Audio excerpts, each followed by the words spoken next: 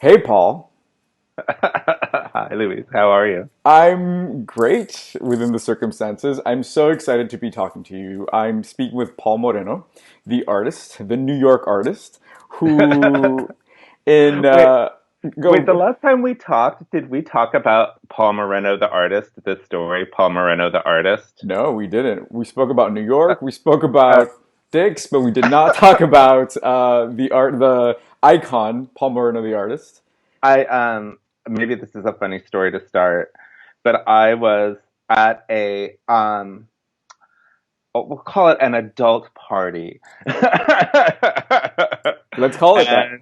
and a party where there were no children, and um I had met this guy who was visiting from Amsterdam, and we was sort of the part of the evening where we were exchanging phone numbers and names.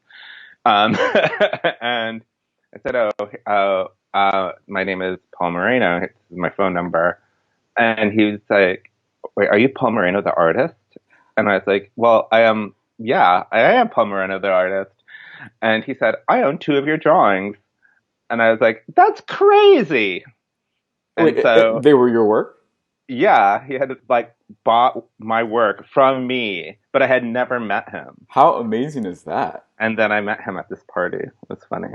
And wow, I hope, did he say you lived up to his expectations of Paul Moreno, the artist? I don't know. I mean, I don't know. I never read my own reviews. Good for you. Good for you. Well, that's such a New York story, isn't it? Yeah, it It was a New York story. so, I hope someone mentions it at, my memorial or something. Not that I'm planning that happening too soon, well, but I would hope not. Well, talking about New York and the world, you were scheduled to have a show in New York City. Was it going to be your first solo show? this is going to be my first solo show, and it was supposed to open Friday, which was 3 days ago. And I was amazed. I was installing it on Wednesday, and it sort of seemed like everything was all systems go. And then on Thursday, we started feeling a little like, oh, Thursday morning, it was like the center where the show was happening announced that they were going to close, go to limited services starting on Monday. And we felt like, oh, we could still have this opening on Friday night. And then by Thursday afternoon, I think that I don't know if you felt this way, but I felt like all of a sudden the city just sort of went from concern to like, holy shit. And Thursday, sort of early Thursday evening, all the show was on the walls. But I left knowing that like I was like leaving the building and we didn't know when it was going to be reopened. And just walking down the street, you could tell that like this shift had happened in the city. And so my show is currently installed at the Bureau, which is at the center, but it's very unclear, I think, to anyone exactly when it will open. Yeah, you have your first solo show, and the world ends. Like, what? What did you do? You broke it. Now fix it. It's not my fault. Well, I don't know. But yeah, it's crazy, right? It does feel like the city's slowly shutting down and kind of catching up to the rest of the world, which is pretty much shut down. Yeah, I mean, I was sort of half awake and half asleep, but I think I heard today that the CDC said it could be 8 weeks before we're back to normal. Did you hear that Uh, about the city in particular or the world? I think it was sort of New York specific. Yeah, because That we're kind of that delayed. like the cycle from like somebody is diagnosed to like life starts to go back to normal is 8 weeks.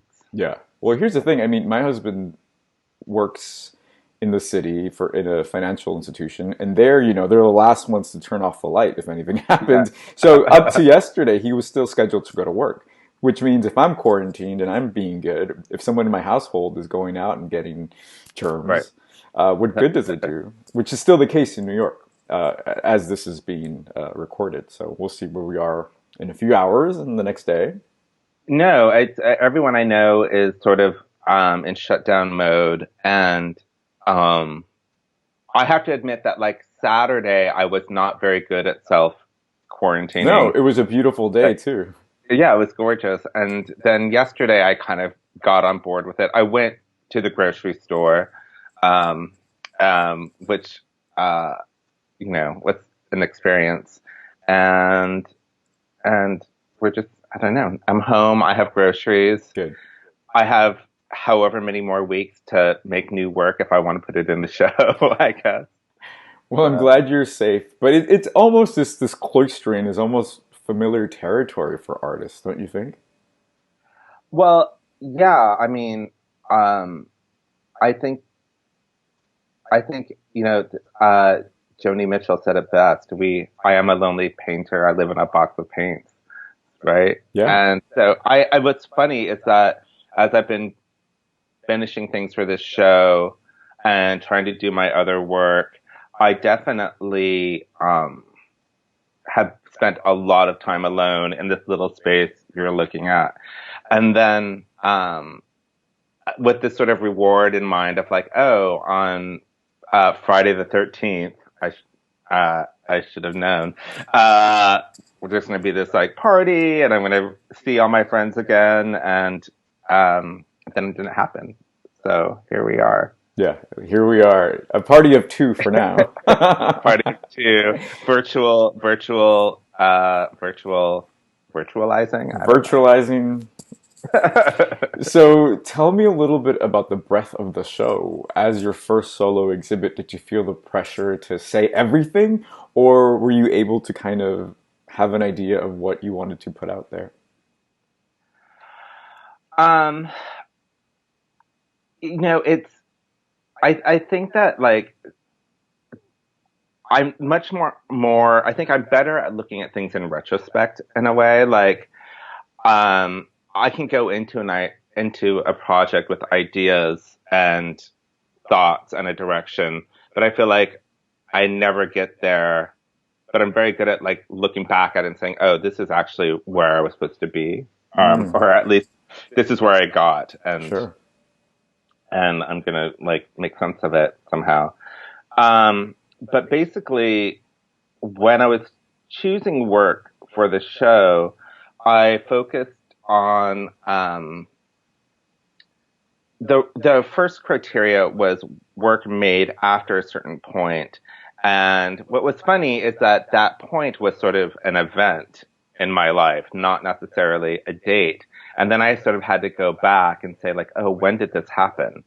And so it ended up being work, from 2016 forward, um, which was, I mean, doesn't seem like that, you know, precise a filter, but when I started going into my like boxes of drawing, looking at other paintings, I really did realize that there was this sort of change in the work at that point, and so it did make sense. So uh, And what did you show? They're all paintings? it's a combination of paintings and drawings.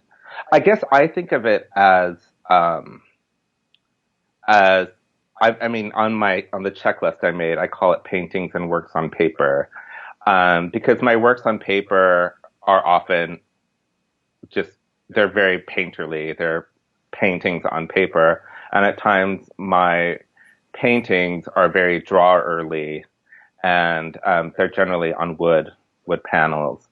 So So they're lack of a better word, they're gorgeous, and I'm a big fan. At thank the you. very moment, they are our viewers on YouTube can see the images. And Okay. if you are listening to us on podcast, thank you and welcome. Can you tell us a little bit about a rest before the rest and describe it as if I was blind? What would I be looking at? Um, oh my God, I should grab my cheat sheet while I'm Yeah, go while for I'm it. I'm here. Um, a rest before the rest is actually the uh, Oh, I'm going to do a little wobble here. Sorry. No worries. I was using my checklist to balance the table. Classic. So now I have to like shove something else into there. Um, A Rest Before the Rest is actually the oldest painting in the show. And it was the painting, probably the first painting I made after this sort of life event, which was, and it's funny, even as I start talking about it, uh, it's like I'm questioning, like, how much do I want to talk about this? Not because it's like overly private, but just because it's like, you know, 2016, like, how long are you going to be beating this drum, Paul Moreno? But Well, this was it, right? This was the stage but to. this is an important moment, and so I had really, without going too much into detail, I sort of a romantic relationship had ended, and um it was just a moment where like this relationship ended, and it ended very badly, and then I had this sort of like, without trying, without even wanting, it was like, you know what? I think uh, you're just going to like deal with every sort of like regret and loss you've ever had right now. Nice. That sounds like a great plan. And it started, and I mean, it was not a plan. It just happened. And I was like at Penn Station, and it, and it just like started. And I just like had this sort of like, very serious meltdown that lasted a while. And, but it was really, it was a turning point in my life, and it really affected how I work, and it affected how I chose things to paint. And, it was also, I think I was at such a spiritual low that it led to me sort of like having this sort of spiritual, I don't know, renaissance or something. I think that you know that I'm pretty Catholic, and and and I definitely, I think, I don't know. I think that I was always a closet Catholic, but I think that it really, I became much more involved in like parish life, and I think that was very helpful. And I mean, in hindsight, I'm sort of grateful for it, for that sort of catastrophe moment. Absolutely. And It's cathartic, right? You get to start all over. And the painting itself is an image of yourself. Is that it is correct? not. It It is is an not. image of the person who like devastated me, Ah. and and I think that was a marked change. Like I think that my work before then, um, although kinds of subject were not that different, I avoided painting anybody that I had too strong a feeling about, Hmm. because I was like, I don't want my feelings about the subject to be in the painting. Feelings are good. Um, Well, I see in well, the painting there's a whole, it's kind of divided. There's a foreground and a background, and right. in the foreground there are all of these kind of everyday objects like tennis shoes and cups, and those look like poppers, and uh, and a Poppers plant. make their way into a lot of my Oh, paintings. okay, I'm proud that I can identify them. So right on. But there's uh, definitely a shift, right? There's a divide. There's a border almost to what is concrete, and then the image of this person that seems to be very lightly drawn, almost faded. yeah, I mean, it's so funny because in hindsight, like the person is almost like a ghost in the painting Yeah. and is the past. But there's also this sort of like, I mean, I think of it as like almost like a proscenium or an altar in front of him, Yeah. and there are all these objects that I think, um, that on some level represented the opposite of him, or things that he didn't like, or Sure. things that he didn't like about me, and I, um, I think that it was almost like a declaration in a way, like, okay, this is I'm gonna like make a journey into myself, and this is what I'm leaving behind. Wow, And that's or pretty strong. I mean, I don't know if I don't know if I left it behind or it left me behind, but Mm, I like there's that. a divorce for sure. I like that. And what a great moment to be able to kind of reflect on that, right? And be okay. Because I think if you're not okay and you arrive at this kind of quarantine moment that we're in and you're not okay with yourself, it's very uncomfortable. So you're in a really great No. place, right? To be able to be in C2 and be cool. No, I think it's that's really true, and I think Thursday afternoon when I realized the show was not going to happen, the show was not opening the next day, and the city is shutting down. Um, I mean, I'm very blessed in that so many people, friends, family were like, "Are you okay? What's going on?" And I had this sort of incredibly rewarding moment of just saying, "You know what? Yeah, I'm fine. Like this is what's happening. It's beyond my control, Yeah, and I'm okay with it." I love And that. really was like, weirdly, that painting, Arrest Before the Rest, was the last painting I put on the wall. And also, when I was moving the paintings there, I was like, am I really going to include this? And so it was always sort of like the last painting. Huh. But it really, as I walked out of the bureau and turned off the lights and waved goodbye to the show and was like, I'll see you whenever I see you, Totally.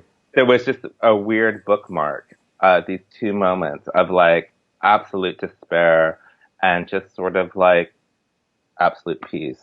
Ah, So, that's a great story. Let's look at another painting. So right okay. now on the screen we have Constructs is Over.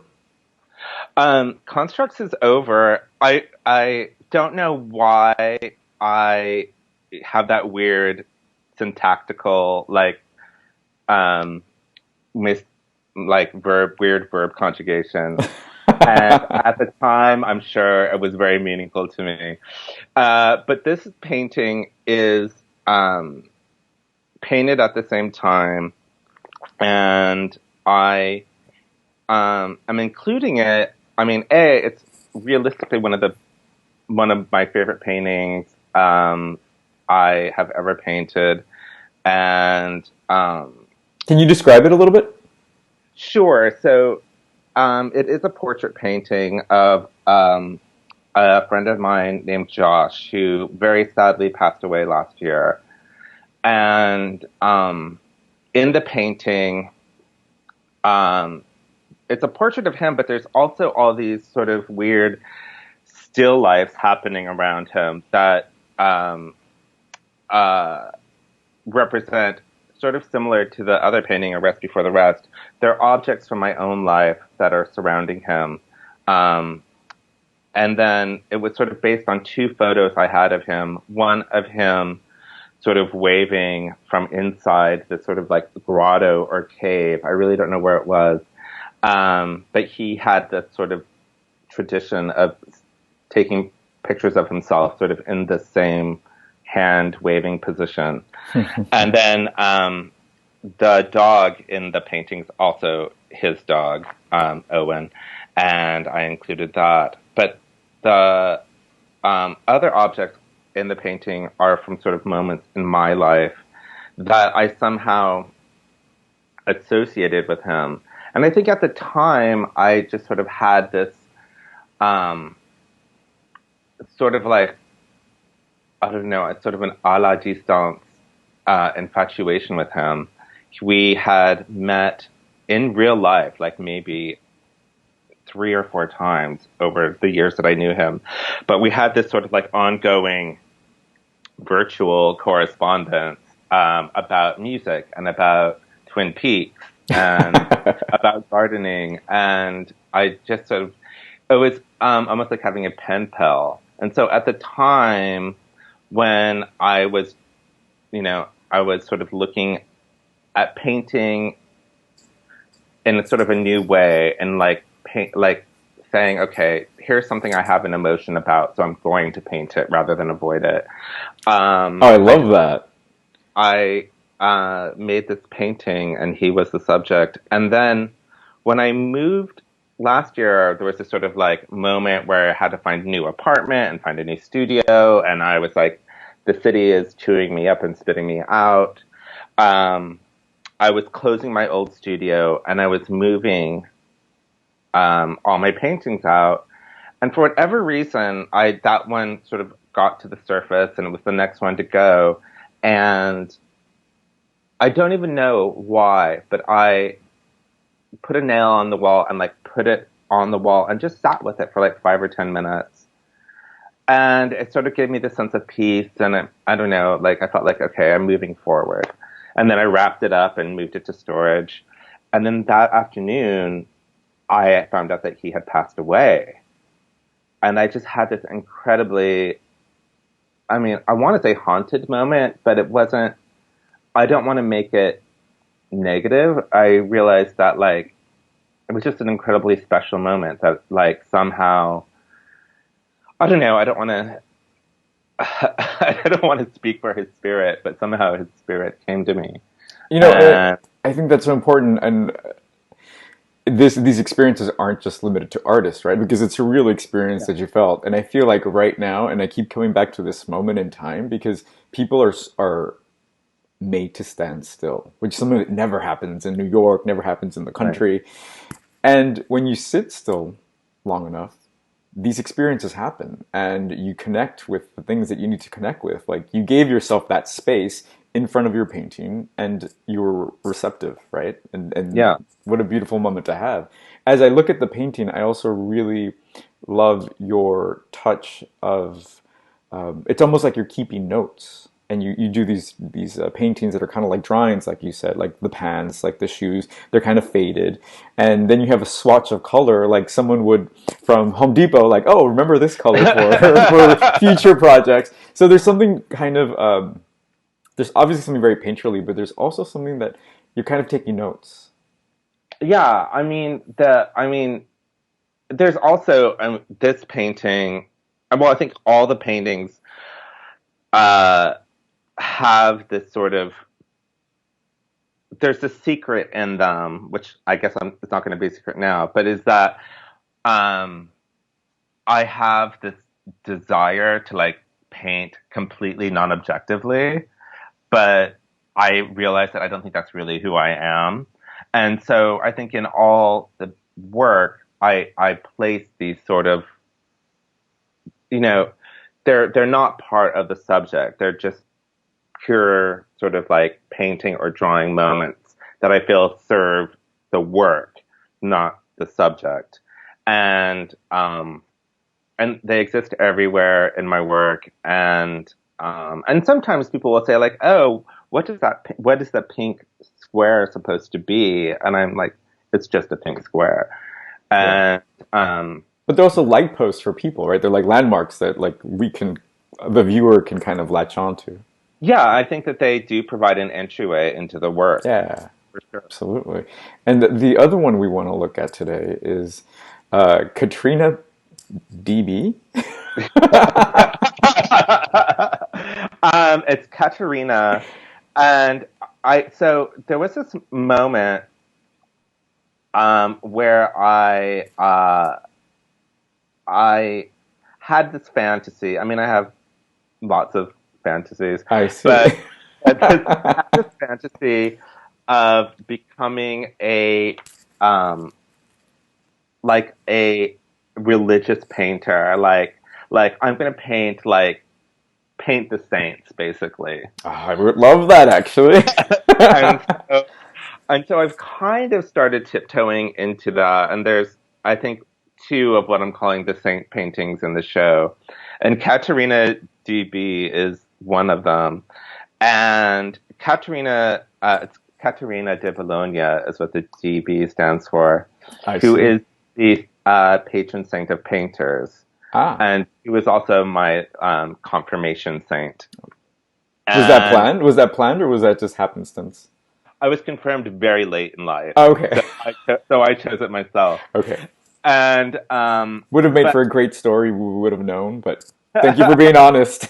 I don't think my parents first of all, my parents were not on top of things enough to get me confirmed, and they definitely were not on top of things enough to have thought to like, or progressive enough to have chosen like 15th century nun as my confirmation saint. But but in my saint paintings, I think the idea is that I'm choosing people who are sort of like the saints of my life, who um, are people who are guiding me towards something or very supportive of an aspect of my life. And in this painting, Katarina is my friend Martin, who was very when I was going through confirmation as an as an elder, he was very supportive and very sweet about it, and he's also just been very encouraging of my work and just sort of everything. He's just a wonderful person and a wonderful friend, and and I will confess that originally I was like when I was casting this like, painting, and there was this young guy I know who I was like, oh, he should be Katerina, and then it became logistically difficult, and I was like, this is a sign that it can't just be some like just some cute boy who I think like would be cute in this painting. Limitations can be guiding, right? Right. And I was like, well, who really is my Katerina? Wow. And the person I thought of was my friend Martin. And so he's painted in this sort of like bedroom study of his apartment. And, um, and it's also it's sort of a memory of this apartment because he actually, I think, won't be living in that apartment very long. He and his partner are sort of apartment hunting. But I actually love the apartment, and I find that his apartment is an incredibly peaceful and lovely place in my life. And the other funny thing about the painting is that behind him to the left, there are, within the painting, two small paintings. I see them. And one is by his nephew, and one is by his partner. And so I kind of almost see this not only as like a saint painting, but as like a family portrait. I love And that. a memory of this home. And like memories of home, of a home or homes, is I realize something that is creeping into my work. Like, sort of like, what does a house hold? And like, if you leave a room, do you take all the memories with you, or do the memories stay in the room? I mean, that's a weird question, but it's something Yeah. to have in mind when painting someone in a room. Absolutely, and I love that. I mean, sometimes people are afraid of being subjective because they'll leave the viewer or the world out and they Mm. give too much of themselves, right? But in your paintings, there's just enough information where it's imbued, it's filled with information and emotion, ideas, but it's not overbearing on the viewer. There's these entry points, like you said, like that pink square, right? Yeah, and I want it's weird because I always sort of want the entry points to also be like not an exit, but I don't want it to be a trap. I want you to like be able to like get in, but almost find yourself there, bring your own references to it, and not be too concerned with what I'm saying in a way. Yeah. So the show is titled Problem Areas. Was that a self-fulfilling prophecy? What was that all about? I know. Where did the title come from? It's like I opened a show on Friday the 13th and called it Problem Areas, and I was like, You were asking for it, buddy. no, I mean I called it Problem Areas, because I um I think because I started really focusing on painting things that I had difficult emotions about, or not even difficult, but complex feelings, or that or even that I had feelings at all about. I mean, with like this step, and I realized that like making the work in this show, um, in the same way that I think I've always sort of thought about making art, which is like, as the adage goes, a series of problem solving. Um, that the same way that I would parse something down to paint it formally, I started saying, I'm going to take that same sort of scalpel to the subject itself and my feelings about the subject. Um, and in that way, uh, the thing that is, in quotes, problematic really um, becomes an opening for figuring something out about the subject or about myself, about my emotions. Um, so it's, I mean, I see these things as opportunities, but that's, opportunities is not as good a title as problems is. Yeah, not as romantic, right? Let me ask you, so in this respite that we are all taking, what will you be working on, or will you be working at all? I mean, I think I'll be working. I will. So like so many people, especially artists in New York, I am a freelancer, an independent person, and my sort of like other paid gigs seem to have all like, so, which is concerning, but Yeah, yeah. it's fine. I mean, if you're listening to this and you're a New Yorker, or even if you're anywhere in the world, it's important to think of our small businesses, of our artists, of our freelancers, because yeah, this is how interconnected we all are, right? No, and I've definitely talked to more than one person who've been like, oh, the photo shoot I was going to work on has been canceled, or I do interior design work, and like literally every showroom is closed, Yeah, and every client is sort of like, eh. So it's just like work isn't happening. yeah. But that's Well, but I have a hypothesis. I think that after this is all over, there's going to be a mass exodus of New York City because you're going to realize because New Yorkers tend to live at work, right? Even when you're a freelancer, you go to the third space. right. Now that we're stuck in our living areas, we're going to realize: is this really where I want to be? Is it worth it? But that's my theory. Well, I mean, I think that's a question that New Yorkers have to ask themselves all the time. Yeah, really. And I mean, there are days when I'm like, I love New York, and I'm like seeing a show, or there's a great exhibit at MoMA, or there's an amazing opera, or like you're walking through the park and it's gorgeous. But then there are days when you're like writing your rent check, and it's like, this is this really the cover fee for my life? Talking. You're so sad. I love it. Well, And before I no, let go you ahead. go, can you tell me the one book in your bookshelf that you will go into the apocalypse with? Um, I'm actually the book I'm reading right now is Song of Achilles, by Madeline Miller. Is that her name? I'm really embarrassed if I get that wrong. Simply because I run a book club and that's the book we're reading, and What is it about? hope it is a retelling of the romance between Achilles and Patroclus.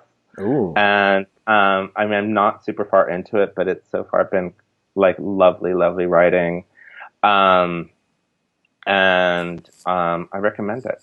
thank So you. far. Thank you. Well, we'll have to look it up online, right? Don't go buy it Okay. just now. Uh, Well, Wait, is Amazon even delivering? I was actually asking someone this the other day. as of now, yes. I actually have to go to the post office in a little bit, and I think that's still open. So right now, I think for the next hour or two, it's still operating. So Okay. we'll see. But Paul, thank you so much for sitting with me and chatting with me about being an artist, about being in New York in this momentous moment. Thank you so much. I mean, who knows when the show's opening, but I hope that this will be a little window into it. And I'm very grateful for your taking the time to do this as well. Oh, I love it. I'm a huge fan and I can't wait to see the show. So thank you. Me either. You'll have to change the name Okay. though. Maybe I should. All right. Part two. Well, be Okay. well, and Thank we'll you. speak soon. Thank you so much.